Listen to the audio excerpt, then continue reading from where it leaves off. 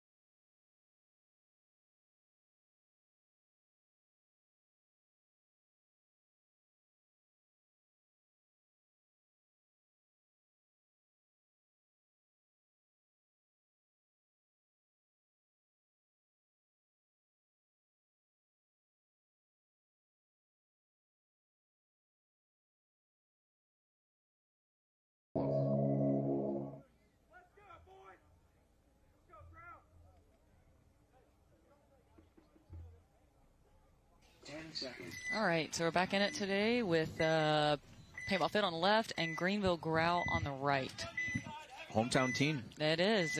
They're out of Greenville, South Carolina. Some of them are from North Carolina, so I know these guys pretty well. And, of course, we have Paintball Fit over here, notoriously good team in the semi-pro division. It looks like Growl is going to drop 2 bodies pretty quick, 3 bodies pretty quick.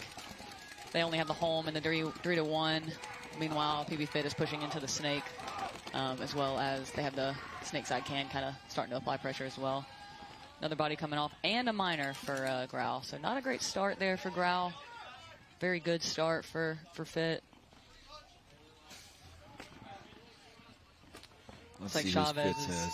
Yeah. So we got Stewart here. We got one of the Lookout brothers. I think that's Brody. That's and then Brody, yep. Chavez was already on the D4 over there. I did see him. Saw Colt. Colt and I'm guessing Trent. Yep, Trent Mason there as well. And I think that's kind of been somewhat of their starting 5. Right. Definitely Colt, Trent, Chavez for sure.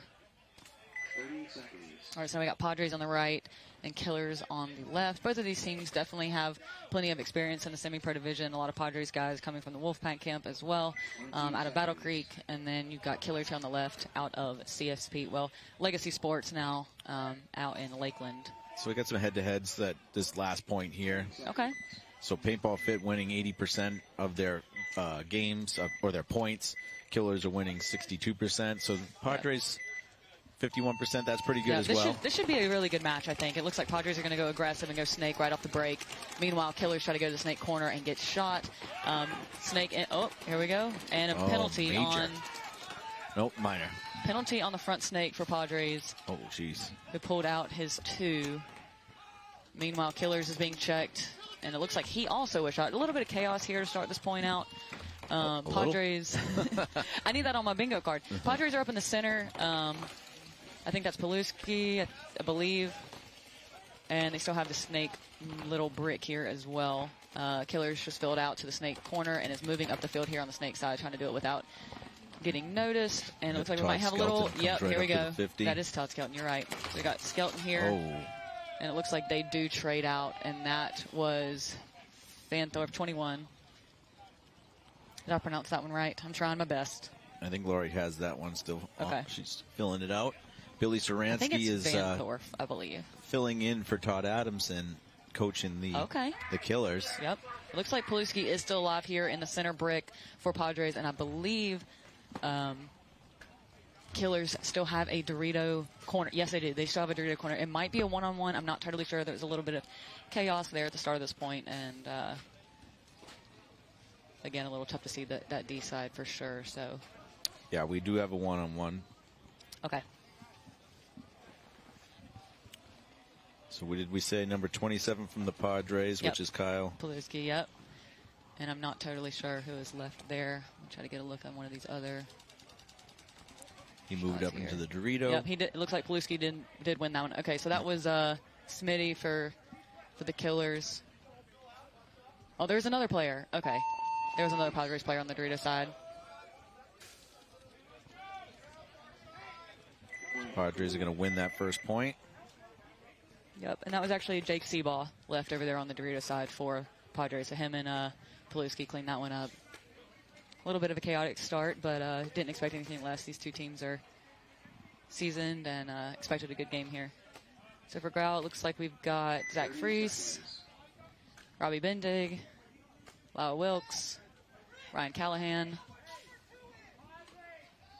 So fun fact, a lot of these players on Growl are former players from Carolina Crisis Semi-Pro.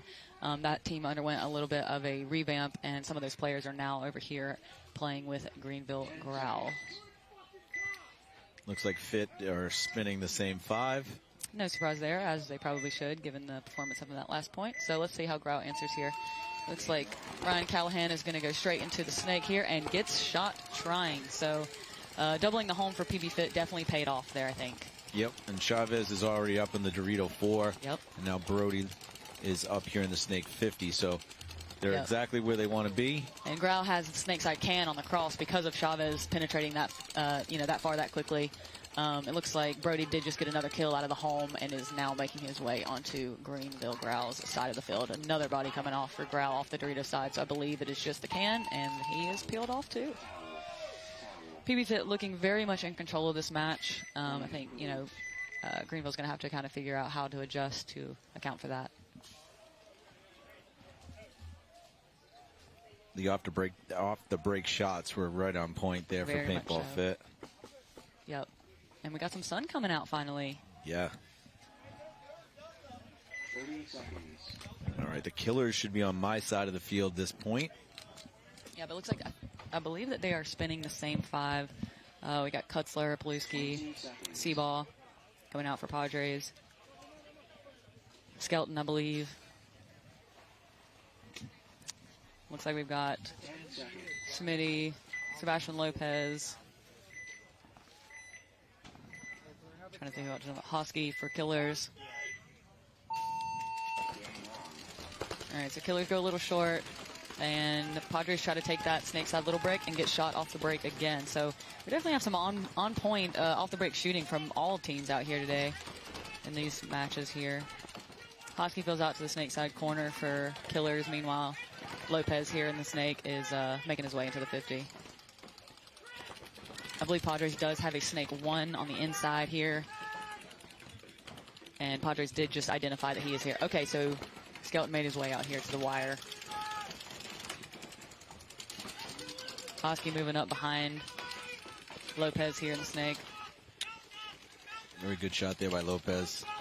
Yep, and that's 2 bodies coming off for Padres, so they're down to 3 players now, and I believe Killers are still 5 strong.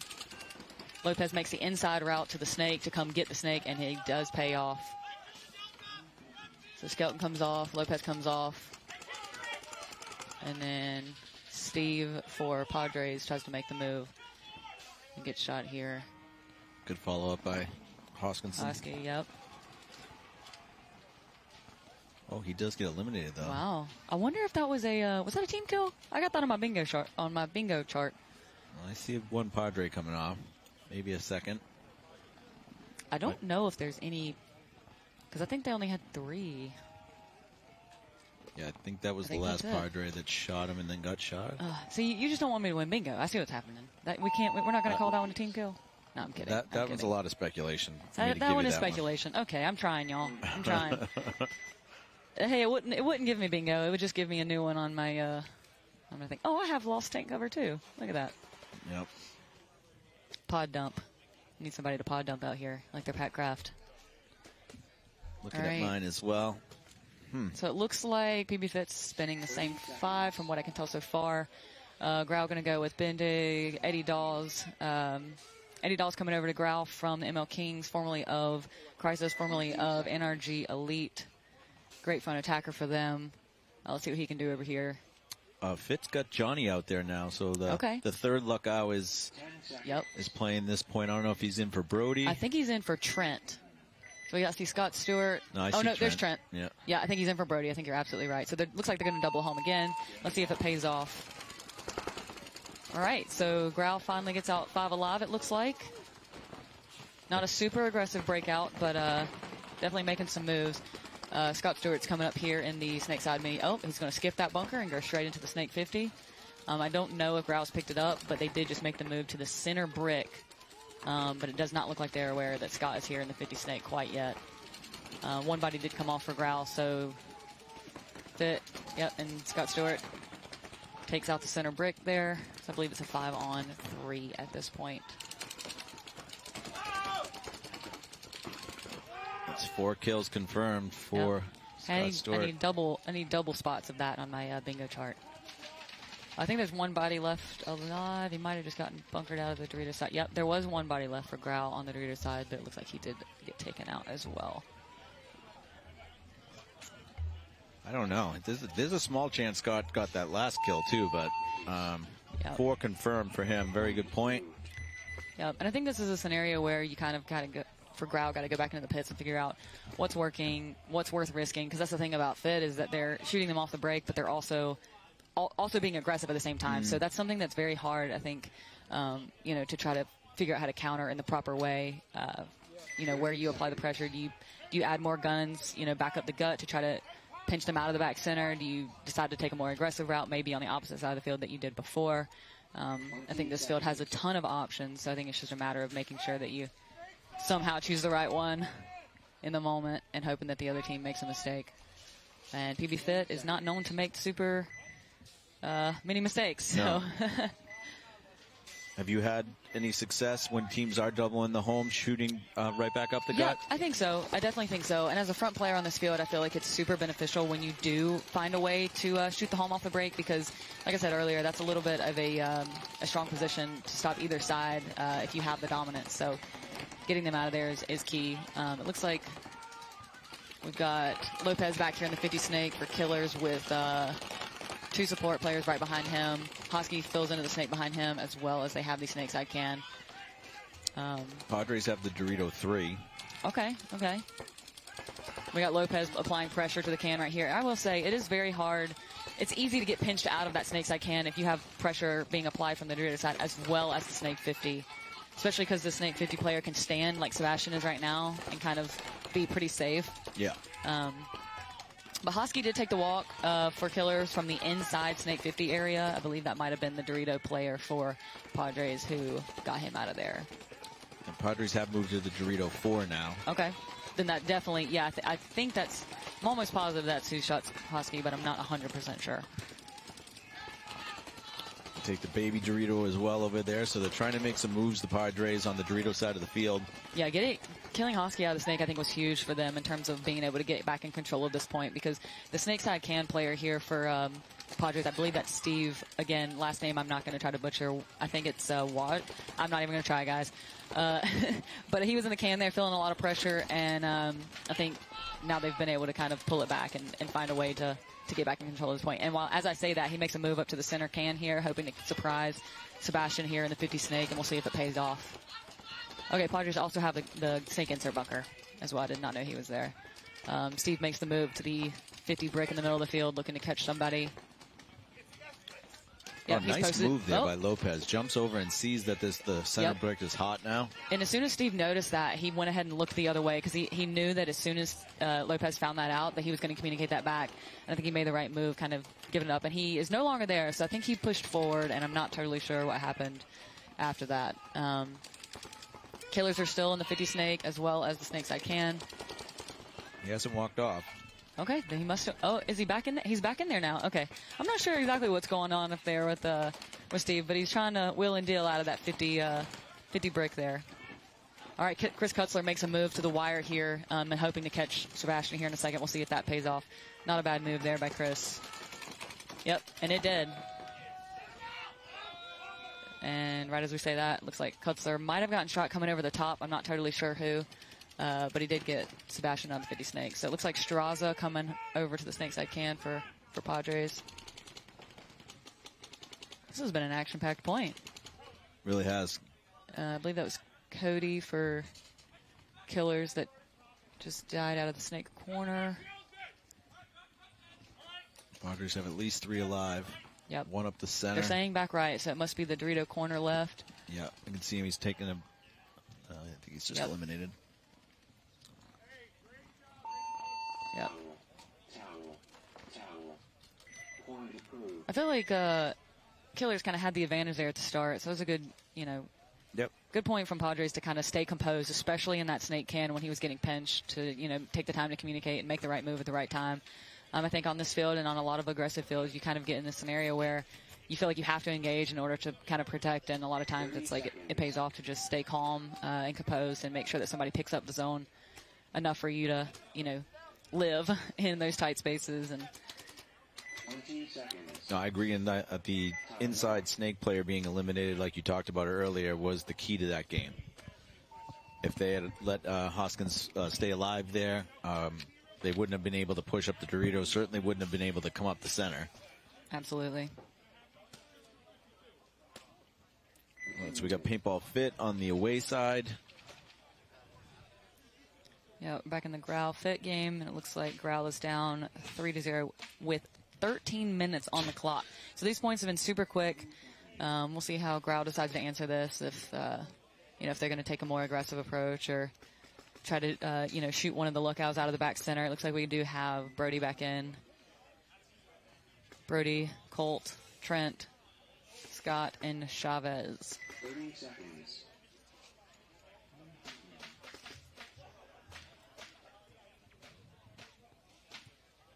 Just glad the sun's back out. Yeah. Got dicey there for a little bit. Yeah. Yeah, we were in a bit of a weather delay earlier. There were some storms in the area. Luckily, the nets are still up. The grass is still pretty good. Not too bad. And it's sunny. And we're playing paintball. Looks like double back center again for Fit. All right, Growl does try to take the Snake corner and gets shot going there again. Fitz lanes are on point is what I was trying to get out. 2 down for Growl. And Brody's in the 50 again. Yep, and it looks like Growler in this little lay-down brick in the middle of the field. And I think if Brody, well, now he crawled right past it, but I was going to say if he looks up, he'd have that guy's back. But it looks like Fitz still 5 alive. Kind of a uniform push. They peel the Trent's in the center brick now. Oh, and a penalty. A flag just went up, I believe, on Growl. And I don't think they had any bodies to pull, so Growl might be starting with 4 the next point. Fit making it look easy. They are, I tell you what. Obviously the #1 seeded team right now. Yep. Winning the first 2 events. Yep. And narrowly, missing the pro spot last year. The World Cup points being worth double, I think, was an interesting factor into the semi-pro pro spot race between them, Notorious, and Blastcamp. All right, so for Padres, we got Skelton, we got Kutzler, we got Seabaugh, Paluski, and I can't do it. Steve W. Great gunfighter, great baller.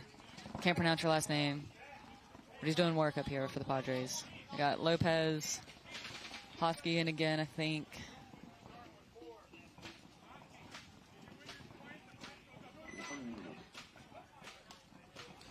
Getting a little warm. It is. I've got like 3 layers on. It was chilly earlier. All right, so Padres are up 2-1. Still 8 minutes and 20 seconds on the clock, so tons of time to work with. Should have a couple more interesting points between these two. There has been no shortage of interesting moments in this Killers-Padres match. Looks like Riley might be getting a spin for Killers. I like when jerseys have big names on the back. Big names and numbers. Oh, yeah. Preferably in like white or something very... Yeah, white is it. White on dark is it. Yeah, that's it. That's it.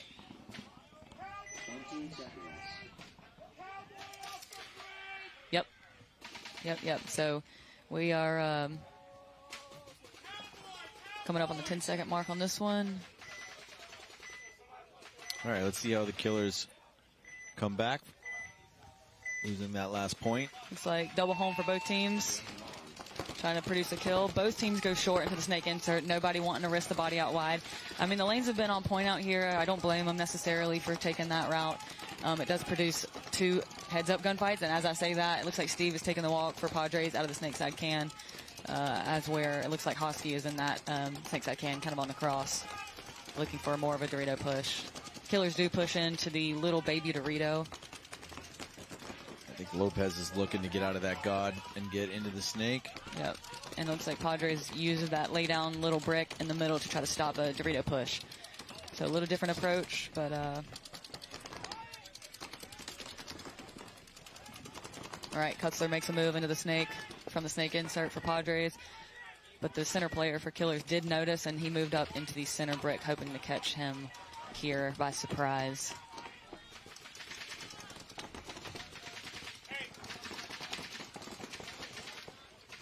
I think it's a nice change of pace. I feel like a lot of layouts here lately have had a lot of bricks and wedges in the center, and I think it's kind of nice to see just kind of one there in the middle. And, it's not too much, heavy center on this one. Keeps it interesting, I think. Looks like Kutzler is looking on the inside, calling a kill. Not sure if he got it, but he's calling a kill on the Dorito player that he thought he shot. I still don't think he is aware that. Right. Yep. So it looks like that was... Can't tell who that is in the center brick. Number 61, let's see. 21. It was, again, it was Vanthoff again. Yep, playing the center there, and it looks like that allowed Lopez to get here in the 50 snake. Great kill by Vanthoff there in the center. Then Hosky's following up behind him here in the snake brick. It looks like they're trying to apply pressure to the snake side can, who is trying to live behind his gun here.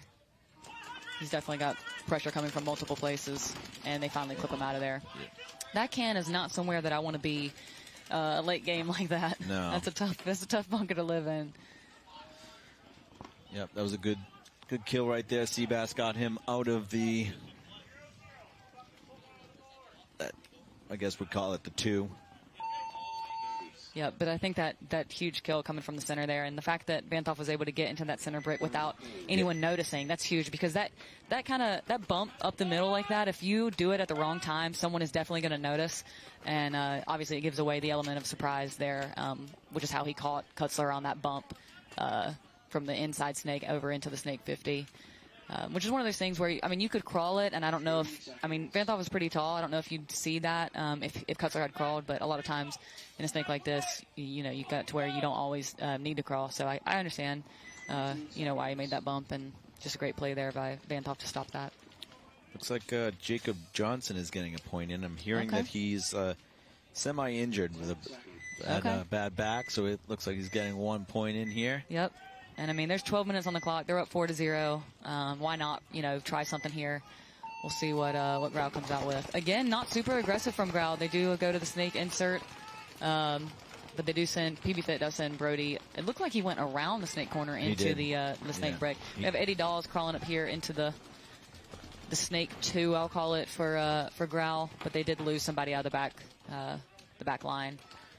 So we'll see what Eddie can do here. He's wearing a Henley jersey, but it indeed is not Mark Henley. It is Eddie Dawes. Hey, they got a kill on Trent Mason out of the middle, so that might be one of the few kills that we've seen, you know, from Fit coming off the field like that this match. All right, I think Eddie might have his spidey senses tingling, thinking that Brody's here, might be here in the 50. So we'll see how this unfolds. Oh, now Eddie definitely knows. Yep. Jeez. That's a tough move to make, too. Yeah. Brody peels off another one. Yep. The thing about it is that the way that this brick and this little keg is set up, it's like if you can get in there and you're standing, you have such a good posture to where it makes it easy to kind of fight, especially when people are like laying down or on their elbows or things like that. So you definitely have a little bit of an advantage there. All right, so that was a tough match for Growl. Very good match for Pbfit, which is, you know, not surprising. They're one of the top teams in the division. So yeah, they dominated that match. But hopefully Growl can take some positives away to move on to their next match. This is the first match for both teams, I believe. Yep. And I think in a lot of those points we just saw from Fit, they had multiple bodies alive. I think just then when Trent died, I was about to say I don't even know how many bodies they dropped the entire match. Very impressive performance there. But the most impressive thing for me there was just their off the break shooting. Fit's off the break shooting that match was on a point. 30 seconds. Gotcha. Yep.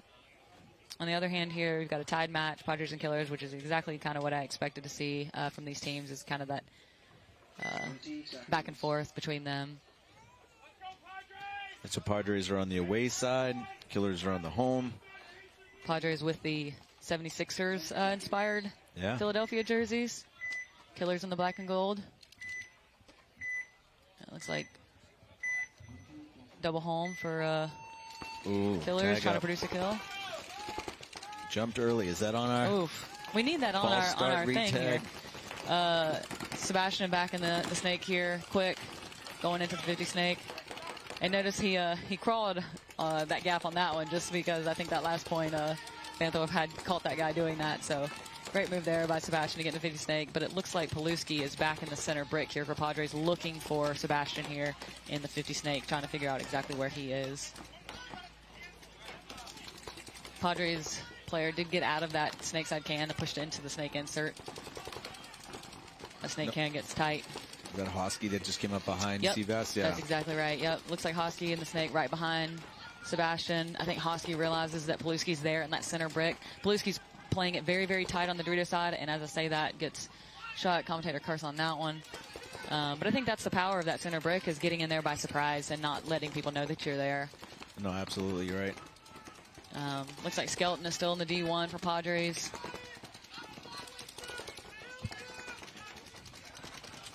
Killers are definitely in control. Yep.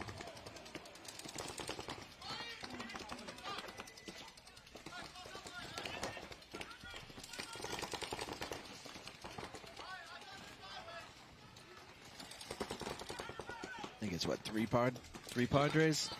I'm not totally sure. I think they have the snake insert.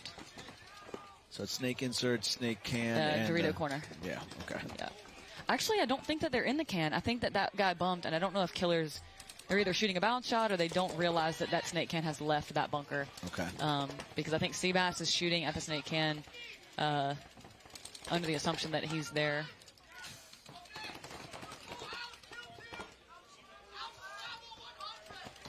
Yeah, so I think it's 5-on-3, Killers 5 alive. Seabass just confirmed with his teammate that they are indeed 5 strong right now. Just looked up the clock, realized they have 3 minutes. Shoot the Dorito corner out of the Padres, too. Yep. This is a very, see, very important concede. point, I think, right here for Killers to get this momentum. Hosky going to go finish it up here in the middle. Yep. And now they're realizing that there was nobody in the can. Oh, yep. So it looks like Hosky did get shot there by Jake Seabaugh, who did a tactical retreat back to the Dorito Tower. He's having a little conversation. Yep. I think Seabaugh thought that he had shot Hosky before Hosky shot him. That's the vibe I'm getting just from the conversation. And, I mean, I understand if he had gotten that kill on Hosky and stayed alive in that D corner, I think, you know, maybe he had a prayer there. But, you know, we've all been there where I'm like, I shot you first, and I shot you first. And that's how it goes sometimes. All right, we are in X-Ball, and we're going to make our way to a commercial, so we'll be right back.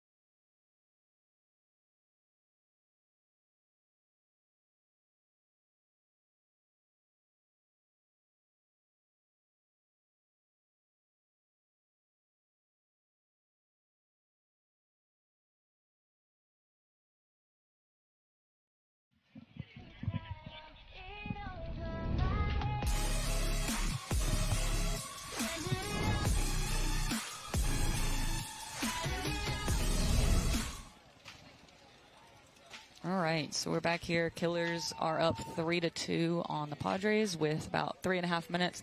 This could be the point right here. I mean, I know points have been fast on this layout, but if Killers manage to secure this one, it could make it kind of tough, you know, on the Padres to try to have to score 2 to tie. So yeah, Padres need this point for sure. they absolutely do. So we'll see what kind of play they pull out, knowing that that's the case. It looks like they are going to send Kutzler perhaps deep. Yep. And Kutzler goes straight into Snake off the break, and it looks like he makes it clean. And produces a kill. So Killers losing 1 out of the back center. I think 5 alive for the Padres. They're in the Dorito 1, the home, the Snake can, as well as the Snake. I'm not sure how deep Killers went off the break on the Dorito side. But they're in the Snake insert. Snake can in that Dorito home. Tower. Okay. And I think this makes sense on the Killers' part. I mean, they've been sending Seabass, you know, pretty deep consistently, so I think maybe not risking that body, knowing that the Killers have to get this one in order to tie it up. Looks like we got Steve back here in the 50 Snake. Oh, tough death there for Hosky. A little bit of an overslide. Not enough to get a... Not enough to get my bingo call? No, not yet. Okay, all right. But all right, so we got Steve here putting pressure on Seabass in the Snake insert, and he does get that kill. I think Padres understood the assignment on this one. Calling Beast. I'm not sure what that bunker is for them. It looks like probably Killers has a D1. I think they might be in the baby. Yep, they were in the baby Dorito, and he just got peeled out. So I believe it's, yep, 1 body left. Who takes the walk for Killers? I think there might be 4 bodies alive for the Padres on this one. At least 3. I see Steve. I see Paluski. Yep, Kutzler and Seabaugh. Oh, and Skelton. So they were 5 alive. Good point for the Padres there. And looks like they'll be end up leaving enough time for definitely a point, maybe 2. But it's going to come down to this right here. they needed that point. They got it. They got it convincingly. Yep. Yes, they did. That was a good point on their behalf. I think the real nail in the coffin was the Hosky death there on the Snake corner. I think if he could have made that alive, he could have slowed it down enough to maybe where they could have held it off for a little longer. So before you leave, because this will be your last set, Sure let's talk a little bit about Team USA again. Sure. You guys will be out the end of August doing practice for for the layout when it drops. Mm-hmm. What are you most excited about? Man, I mean, getting to play in Europe is obviously, I think, on a lot of people's bucket list, and it's definitely something that I couldn't turn down. I think that's something that, you can store in your memory banks for the rest of your life, and I think that that's, an opportunity that not a lot of people get. So beyond blessed to, just get the experience, first of all. But the biggest thing for me is actually getting to play with some of the other girls that are not on the Heroines in the WNXL. I'm super, super excited to be playing with the Blancos. They are incredible players, incredible athletes, and as I've learned recently, very, very good teammates. So I think just, getting a new experience playing with some others, and obviously, meanwhile playing with some of my best friends on the team. So I think it's going to be a good time and definitely a good experience, and looking forward to it. Yeah, no, for sure. We had a really good experience last year at the same venue. It's like an old either dog track or racetrack, so it has the built-in concrete stands with the, with the vendors underneath it. The atmosphere is great. A lot of the fans that are out there, they equally don't want us to win, but they want us to be there. Right. So they're appreciative that we're there, but also give it to us when we're out there. So Right.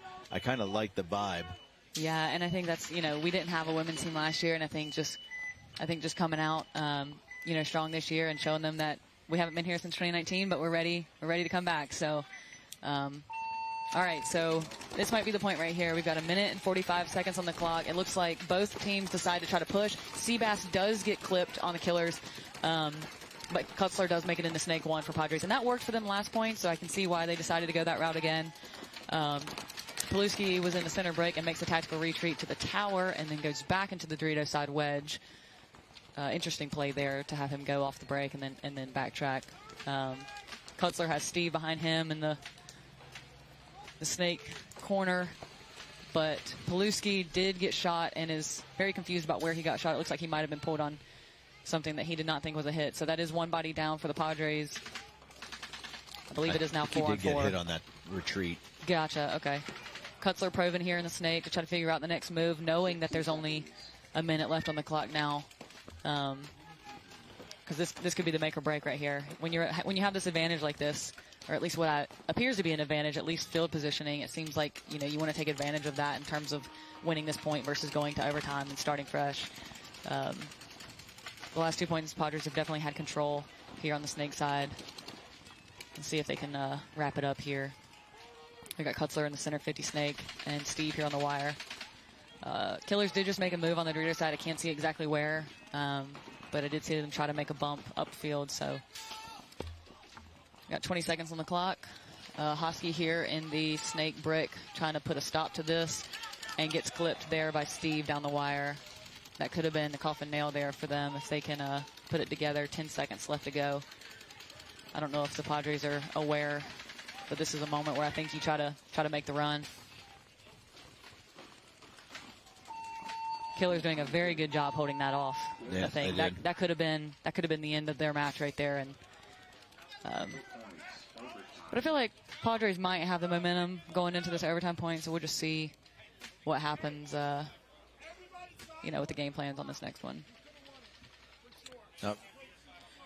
It's very cool. Like the last couple years, I don't think semi-pro played overtime, right? Until the WNXL came in and kind of made this field start playing overtimes. Yep. So it's great that the semi-pro get to play an overtime point as well. Yeah, and I actually prefer that because I think that a lot of times ties end up making a bunch of weird scenarios within the brackets in terms of like a team might have 3 ties and somehow they make it on or they don't. And it's like, I don't like leaving it to kind of that weird gray area. So I personally like that they're doing the overtime now for semi-pro. And it's exciting, of course. So Killers and Padres will be going into overtime.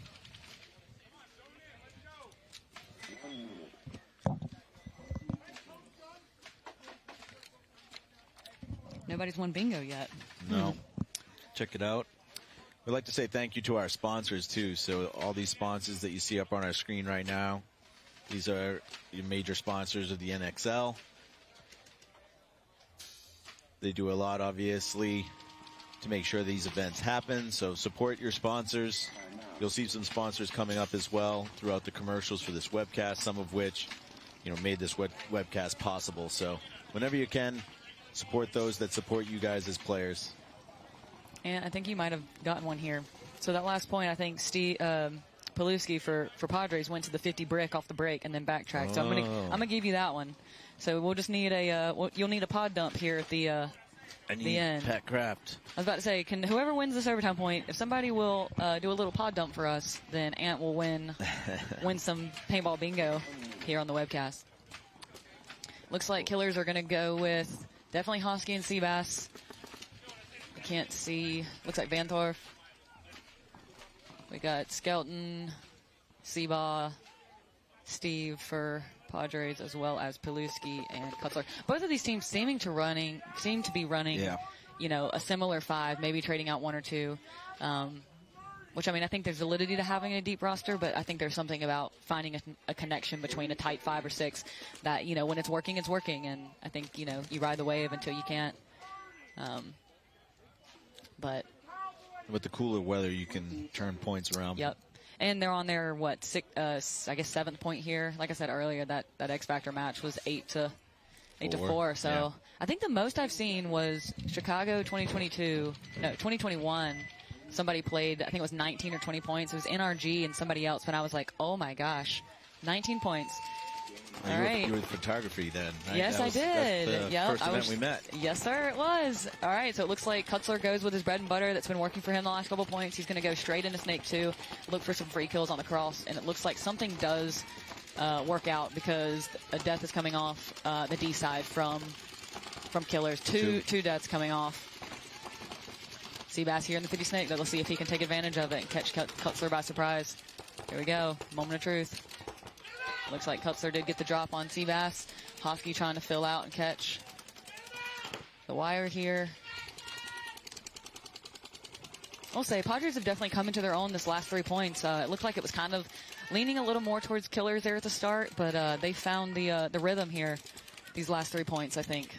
Yeah, 4 points, actually. The third Killers coming off, so it's at least a 4-on-2 or maybe a 5-on-2 right now for the Padres in this overtime. We got Hosky here in the Snake corner still, and I'm not totally sure where the other body is for the Killers. And Hosky comes out. So it looks like Padres are going to take this one, provided nothing crazy happens. Yep, and Seabaugh is waving them off over there from the D side.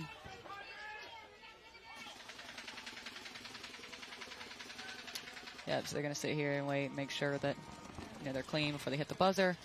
Always check your homies, guys. Make sure nobody gets a dirty hang. Take the time to look over each other. And we're going to see Seabaugh hit the buzzer here with a thumbs up. So it's going to be Padres for the win on this one. It was a very good match between the two of these teams here. So I'll see you tomorrow, the same bat time, bat channel. Yep. So we'll be back tomorrow. I can't remember exactly what time the matches were. I think it was 1:22 something. Yep. I'll be back on here. So.